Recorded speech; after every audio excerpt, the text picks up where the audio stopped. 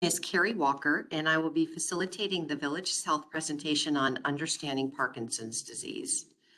Please keep in mind that the information provided in this presentation is for educational purposes only, and it's not intended to take the place of advice from your primary care doctor or healthcare provider. This presentation will provide an overview of the physiological changes occurring in the body and how they will then result in symptoms associated with Parkinson's disease. I'm hoping that this knowledge will help prepare both the person with the diagnosis as well as their care partner for the changes that they can expect as the disease progresses. By the end of today's presentation, you should have a better understanding of the causes and resulting symptoms of the disease, the diagnosis, and also some treatments that are coming up that you might not have heard of. Let's take a look and see who is at a higher risk for Parkinson's disease. Who has it? We know that currently nearly 1 million Americans are living with Parkinson's disease, and as many as 10 million people worldwide are living with Parkinson's disease. It's difficult to diagnose accurately how many people are having because the symptoms can vary so widely with Parkinson's disease, but these are our best estimates. The incidence of Parkinson's disease increases with age, but an estimated 4% of people with Parkinson's are diagnosed before age 50. We also know that men are 1.5 times more likely to have Parkinson's disease rather than women. Most experts agree that Parkinson's disease is caused by a combination of both genetic and environmental risk factors. Some environmental exposures may lower the risk of getting the disease, and others may increase it. We're really not quite clear on which combination of environmental factors is most responsible for Parkinson's disease. In some instances, there has been populations of people that have been exposed to high level of toxins or pesticides that have developed Parkinson's, and there seems to be more of a direct correlation, but this is definitely not always the case. Scientists are still continuing to research the connection between genetics and environmental causes of Parkinson's.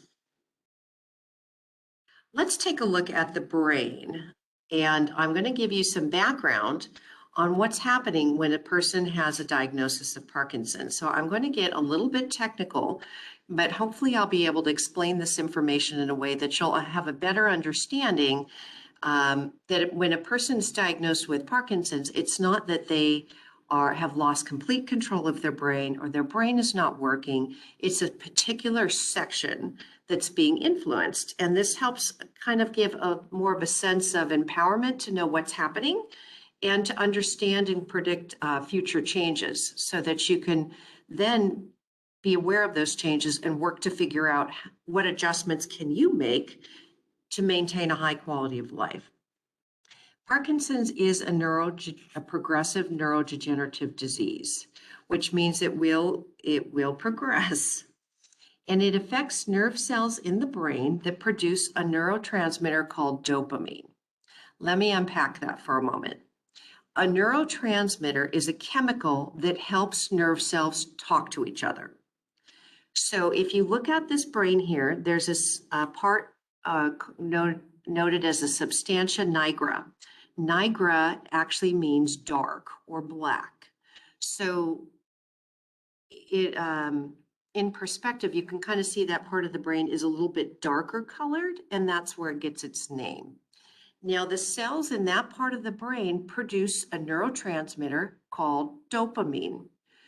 What dopamine's job does is dopamine is the chemical in your brain that is used to talk to the nerve cells that stimulate and coordinate movement. So when you look at this diagram here, you see the substantia nigra, and then you see those red arrows coming out from it. What's happening is those red arrows represent pathways that the dopamine takes to get to a part of the brain in the motor cortex that contains nerve cells that control and coordinate movement. So now you can imagine thinking this through.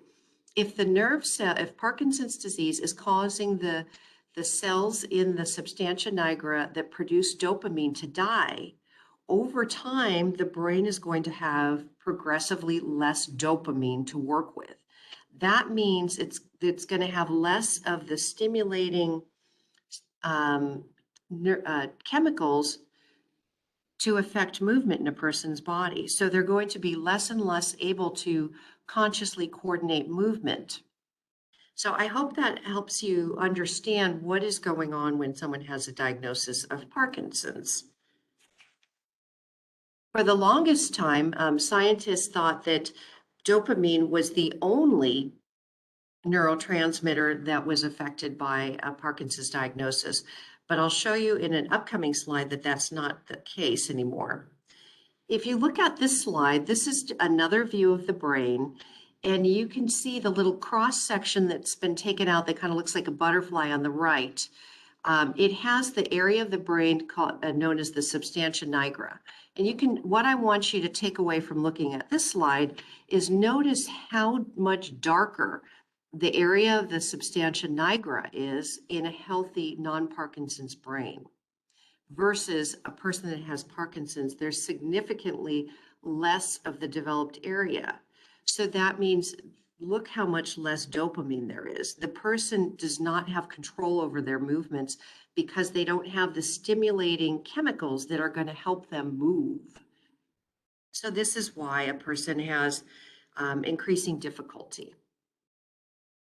As I meant, so in summary, the brain cells in the part of the brain called the substantia nigra die. Now, because these cells are responsible for producing dopamine, dopamine levels will then decrease in the brain.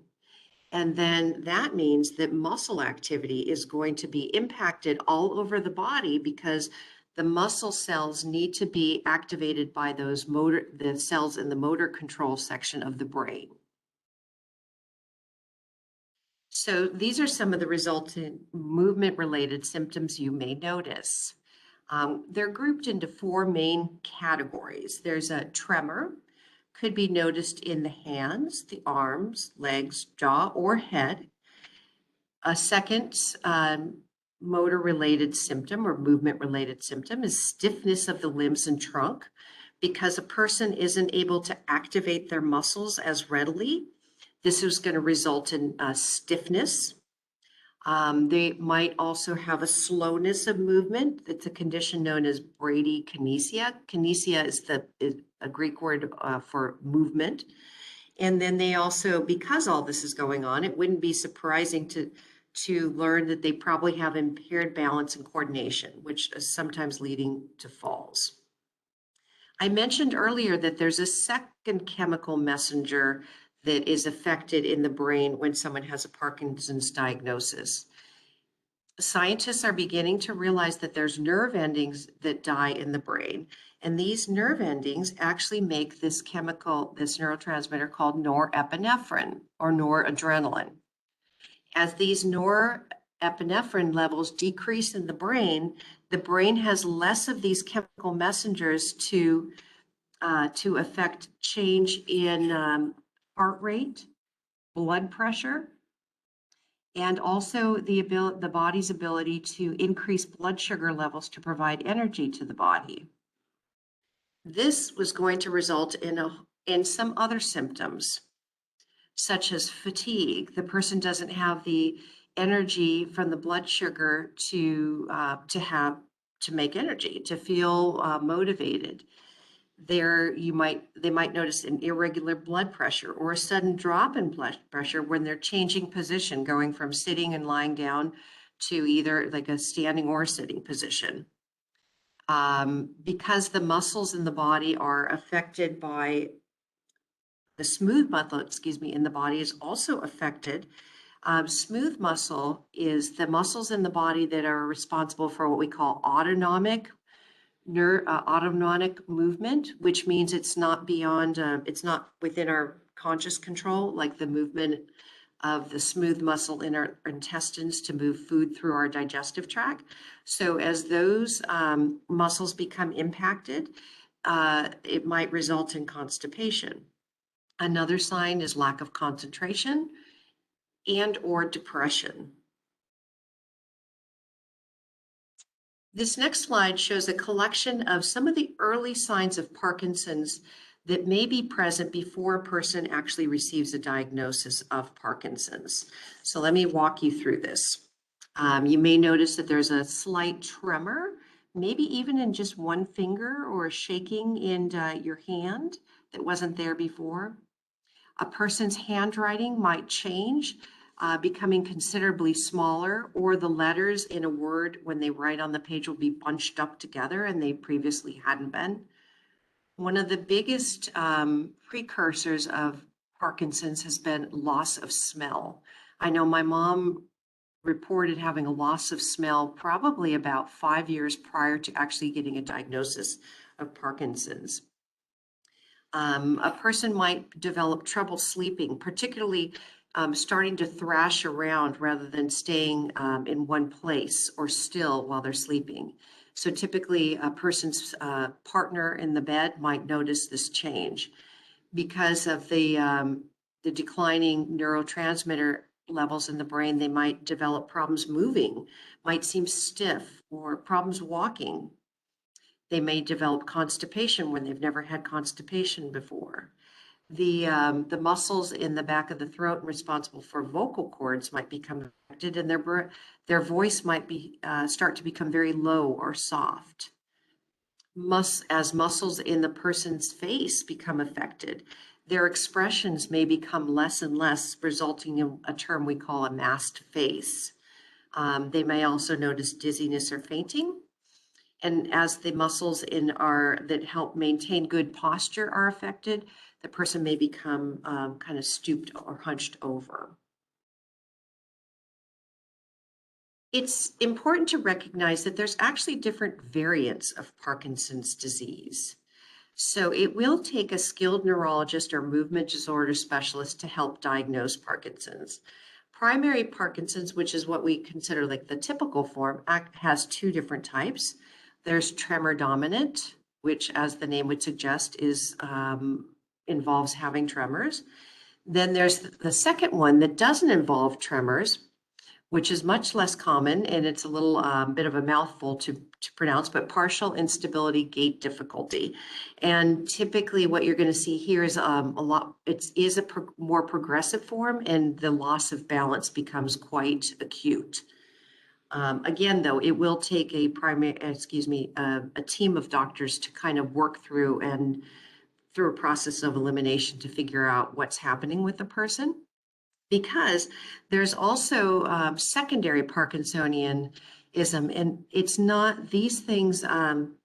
What that is a collection of symptoms that look like Parkinson's, but they're actually caused by these things listed below. So I wanted to put this slide in to just kind of make you understand that there's a lot of possible variants, and to also not lose heart if you're having trouble getting a diagnosis, because there's a lot of complex symptoms, and a person or even a healthcare provider might erroneously connect the dots in terms of a symptom and come up with a diagnosis that's not correct. But all that to say that it is very difficult to diagnose. So make sure that you act as your own project manager and ask quite a few questions and do some research to work with your doctor.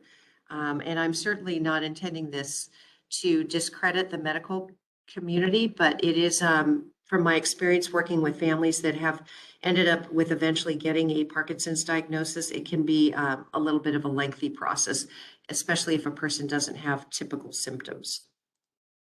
The next couple of next couple of slides contain information on the stages of Parkinson's.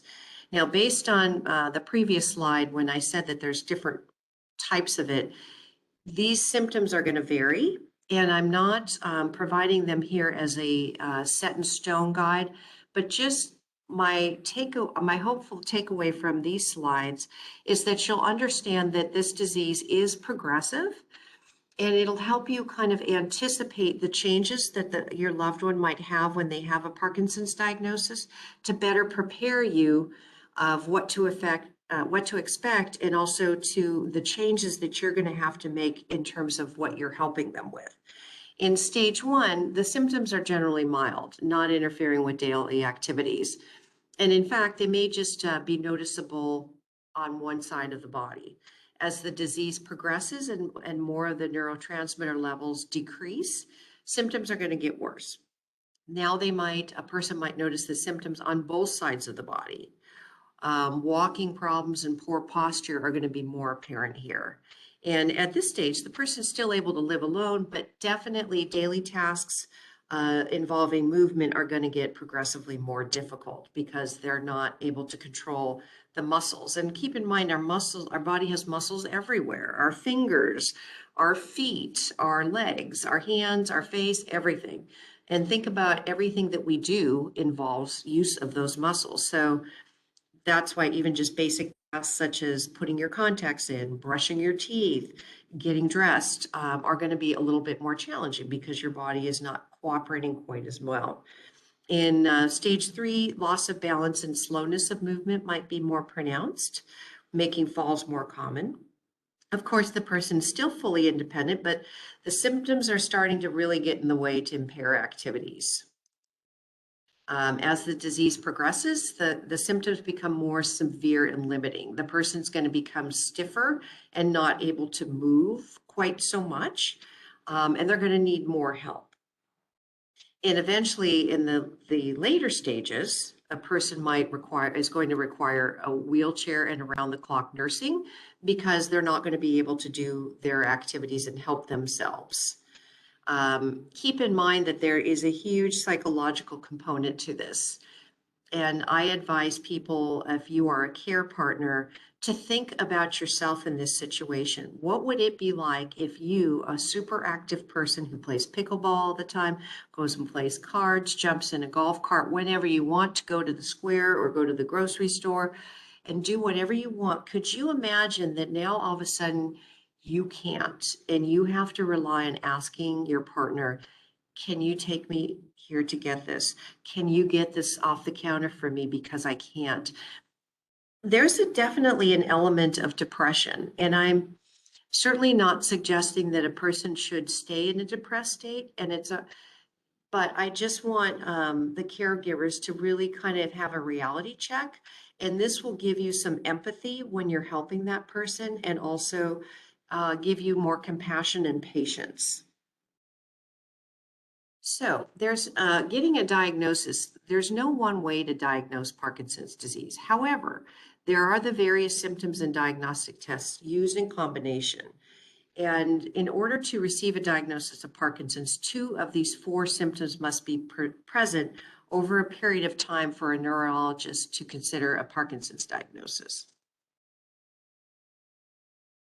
And although there's no cure for Parkinson's disease, there are quite a few different treatments that I'm going to discuss with you in the next few slides.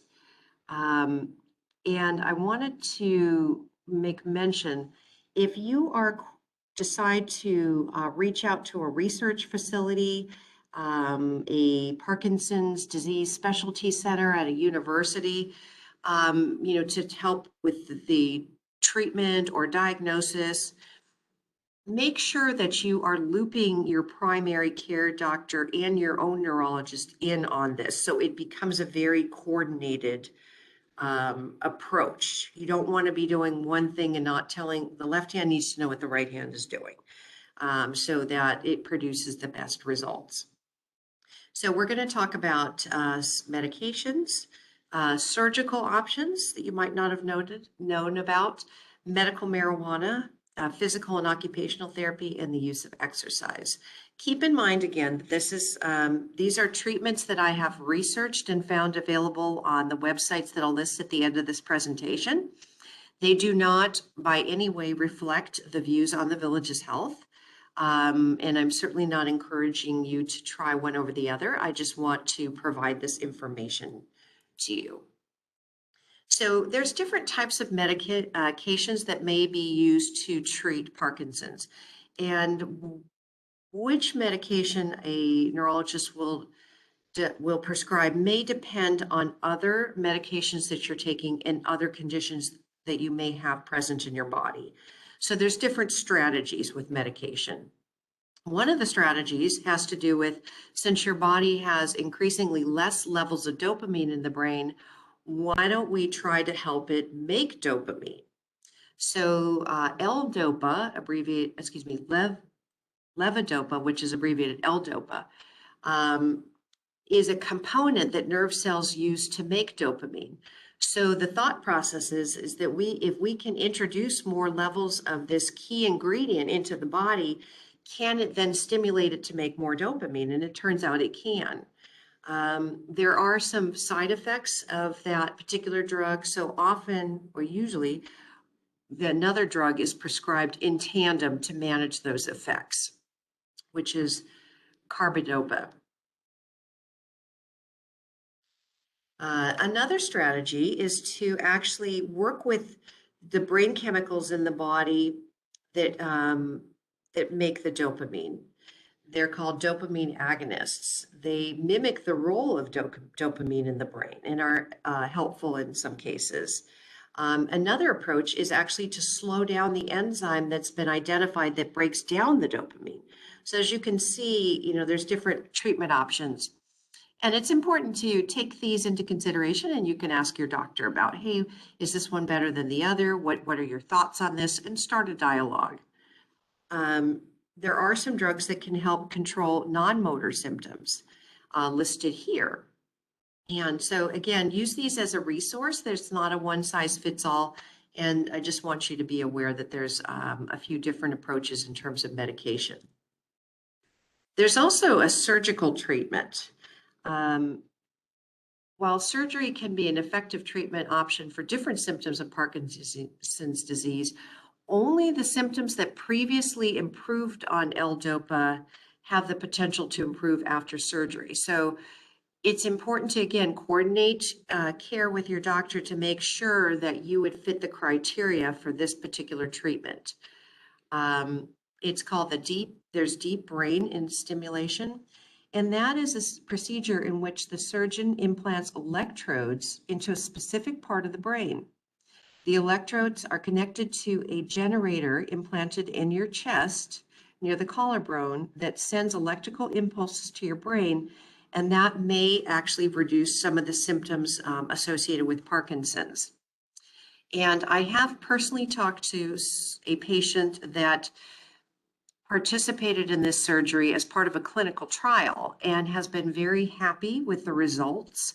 And he and his wife feel that that because he has had this procedure, it has helped him navigate Parkinson's for as long as he has, over 20 years.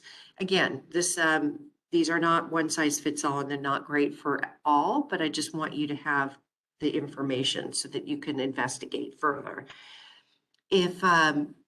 If a person has trouble taking the L-DOPA because it upsets their stomach, it's possible to bypass the stomach and insert a tube into the small intestine, which then delivers a gel formulation of the drugs to the person.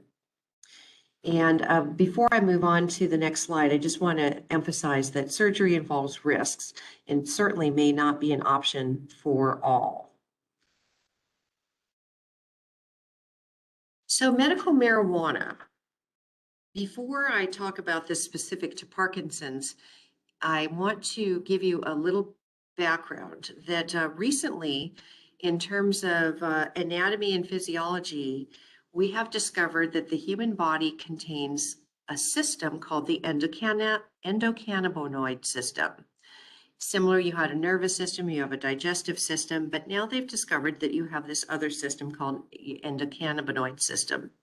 And as the slide says here, it contains the endocannabinoid system in our body contains over 100 neuroactive chemicals that work, the endocannabinoid system contains two different types of receptors. There's type 1 and type 2. And they have the receptor sites throughout our body. And when there is a chemical that bonds with this receptor site, it can actually reduce symptoms related to Parkinson's disease and pain and various other things. the medical community is currently doing a lot of research. And it turns out that marijuana actually contains over 100 neuroactive chemicals that can work with these two different types of receptors. Science has really only begun to look at two different ones, the THC and also the CBD oils. There's, as I said, there's over 98 other neuroactive chemicals that are still yet to be investigated to different levels. So what we do know is that when some of the chemicals, the neuroactive chemicals in marijuana bind to the CB1 receptors, when people have Parkinson's, it can help improve their tremors, and it actually may improve the slowness of motion. However, keep in mind though, that you want to have a coordinated approach to using medical marijuana, because if you use a type that produces the hallucinogenic effects, that coupled with the person's inability to move and more at a higher risk for falls is not a good combination. So you've got to look at this as taking any other drug, and you've got to coordinate it with your healthcare provider and work to keep the person safe. So a lot of research still to come, and you can find more information about this on the Parkinson's organization website. Physical therapy is a wonderful place to start. Exercise in general has been shown to greatly help reduce some of the symptoms of Parkinson's disease. The advantage of working with a physical therapist is a professional that can help provide a person with Parkinson's with exercise routines that have been associated with improvements in mobility with Parkinson's patients. So they're going to be aware of which ones are best rather than just producing overall good fitness. They're going to be able to answer questions about the type of exercise, the intensity, what's good, how much is too much, and the frequency and duration of the exercise. The idea is that they're going to get your body in a better state of health, so that you kind of have like a reserve of healthy muscle established and coordination patterns, so that as your dopamine levels begin to decline, hopefully the effects will be a little bit slower because you have better fitness overall and coordination. They're going to help you with walking, slowness and small steps, how to do to get beyond that, strategies. They're going to be able to help you with balance and stability, your posture, and also how to manage pain. Occupational therapists are an additional layer of support. An occupational therapist's job is to identify strategies that allow you to continue activities that are important to you, like specific to actually your daily life. That could be job related or related to things you need to do in the home to stay independent. As you see the picture here, you see a gentleman that is potentially washing his hands, doing activities of, he could even be brushing his teeth in the kitchen sink, but just doing dishes. Now, seems very simplistic, but if you think about it, if a person is not able to stand anymore, they're not going to be able to stand at their sink and do dishes, something that we maybe take for granted.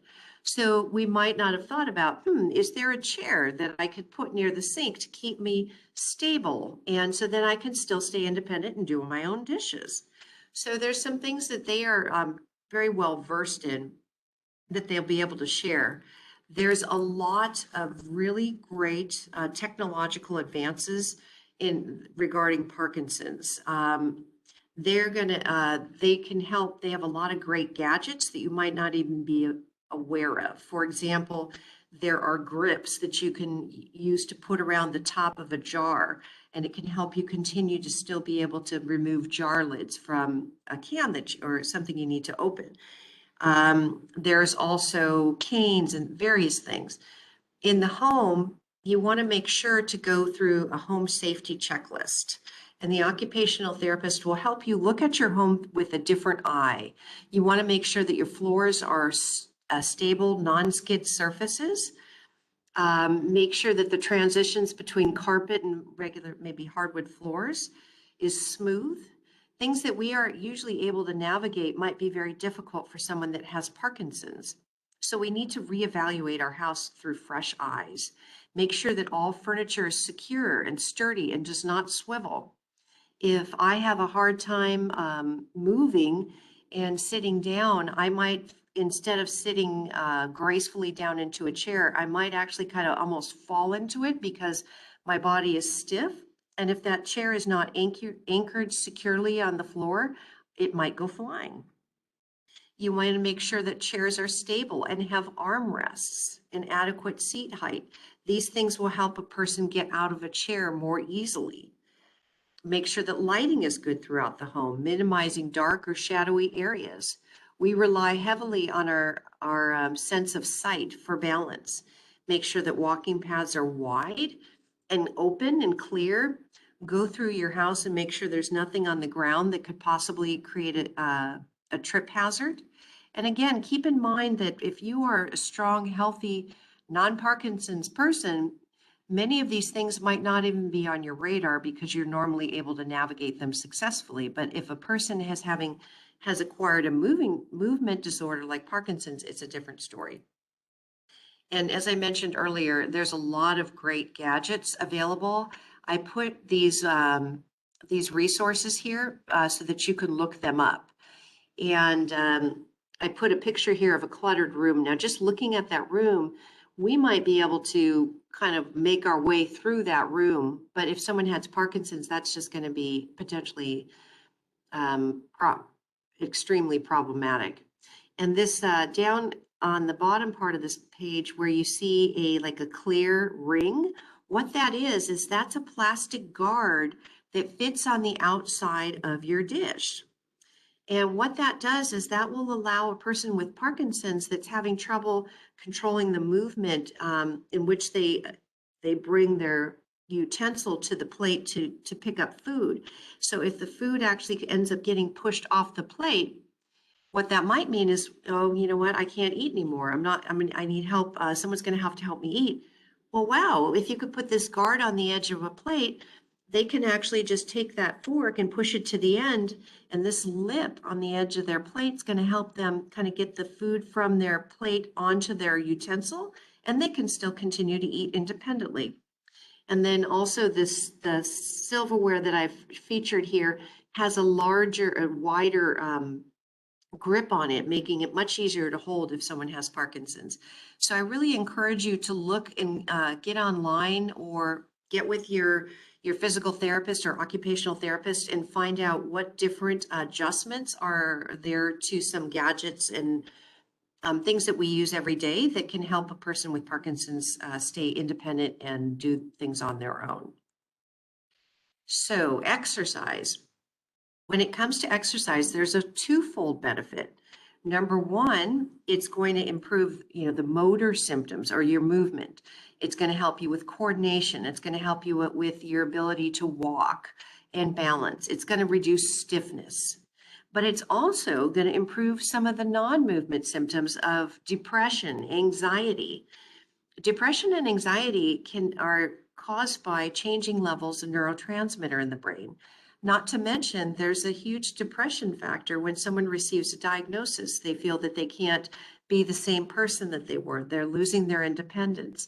So exercise overall improves levels of different chemicals in your brain that will help you feel more joyful. It'll improve your mood, and also it'll help you sleep, not to mention reducing constipation. Emotional support is important. Just as the right diet and medications are key to living well with Parkinson's, maintaining emotional health is essential to your physical health. The changing roles between a caregiver and the person with the diagnosis can create stress and depression for both people. And then declining levels of dopamine can trigger anxiety and depression, as I just mentioned. So it's important to think about maybe reaching out to a healthcare professional. A behavioral health counselor can help with that to get some coping skills. Parkinson's is not a fatal disease. unlike Alzheimer's, a person cannot die from Parkinson's, but it will continue to change a person's ability to navigate their life as they knew it. So here's some more resources for you if you want to go a little deeper. These were the main sources that I turned to. And I want to end with this saying quote by Maya Angelou. I've heard that people will forget what you said, they'll forget what you did, but they'll never forget how you made them feel. And I put this in here for caregivers to remember that we don't have to have everything perfect. It's not our job to make everything perfect for somebody that we love that has a diagnosis of Parkinson's. But do take time to take care of yourself and to get information and continue to educate yourself so that you can be the best version of yourself to help the person with the diagnosis of Parkinson's have the best quality of life as they move forward. Thank you for your time.